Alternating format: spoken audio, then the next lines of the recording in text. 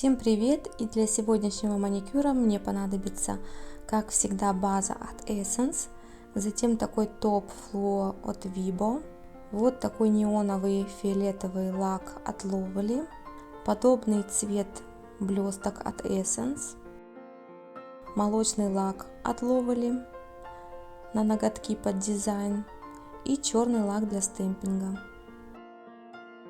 И начинаю я красить ногти с большого пальца на левой руке, потом также на правой, все слои, и не меняю эту технику во время процедуры. Мне как-то говорили, что не получается запечатать край ногтя. Как я это делаю, всегда показываю в видео. Без этого у меня лично лак держится хуже. Также делается и с гель-лаками. Запечатываются все слои. Например, если цветного лака наносится 2 слоя, тогда запечатывать нужно только один. Это нужно не только для того, чтобы лак держался дольше, но и для того, чтобы не видно было торец натурального ногтя. Базу нужно наносить тонко. Обожаю эту базу. Смотрите, я только докрасила одну руку, и большой палец уже высох. Пока накрасила на второй руке, первая уже высохла полностью, и можно наносить цвет. Нет необходимости ждать. Насколько высох лак, проверяю таким способом. Фиолетовый неон. Вообще неоновые лаки впервые купила прошлой весной в 2021 году. До этого никогда не красила себе ногти неоновыми лаками. Но в прошлом году возникло такое желание, и я купила 3 неона этой фирмы Lovely. Показывала в покупках, оставлю ссылочку в описании. Другие цвета использовала уже до половины флакона, а этот крашу впервые. Наношу на большой палец и безымянный. Молочный цвет будет на указательном и среднем под стемпинг. Раньше как-то тоже не пользовалась молочным цветом, подсела на него 2 года назад. Использовала 2 бутылька от Essence, оставлю ссылочку на дизайн тем лаком. А этой осенью купила такой от Lovely, он более плотный. Все названия и номера лаков укажу в описании под видео. Лак с блестками буду наносить на безымянные ногти.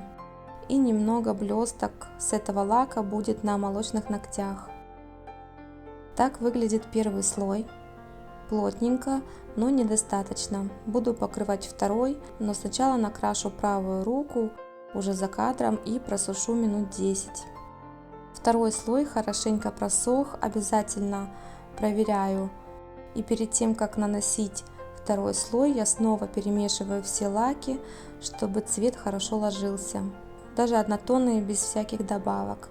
Думаю, это хорошая привычка, которая у меня осталась с поколения гель-лака. Да, для меня это уже прошло. Достаточно наигралась, теперь настало время классических лаков. Вот на левой руке я уже покрыла второй слой, и посмотрите, какая разница, 1 и 2 слоя. Цвета выглядят ярче, насыщеннее и без проплешин. Так что всегда наносите лак в 2 слоя, так выглядит намного лучше. Сушила второй слой минут 10 и подготавливаю все к дизайну. Рисовать хочется не часто, для быстрого дизайна у меня есть стемпинг. Есть много пластин для летней или весенней тематики с растениями, цветами и бабочками. Я выбрала такой закрытый тюльпан, который решила разрисовать еще этим же неоново-фиолетовым лаком. Пока подсохнет рисунок на штампе, вытираю пластину и отпечатываю на ноготь в нужном положении. Быстро и просто. Покажу вам поближе. Решила добавить еще такую веточку, потом еще стрекозку, точки и блестки.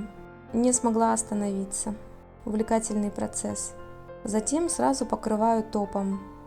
Ничего не жду, стемпинг высыхает моментально. Пока я делала его на второй руке, на первой уже высох 100%.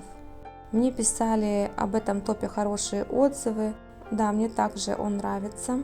Стемпинг не смазывает, если достаточно набирать топа и не давить на кисть. Выравнивает поверхность, хороший глянец и стойкость. Такой же был у меня и педикюр. Красила одновременно, только с бабочками и цветочками. Веселый летний дизайн ногтей получился. Всем пока, спасибо за просмотр и до встречи в следующем видео.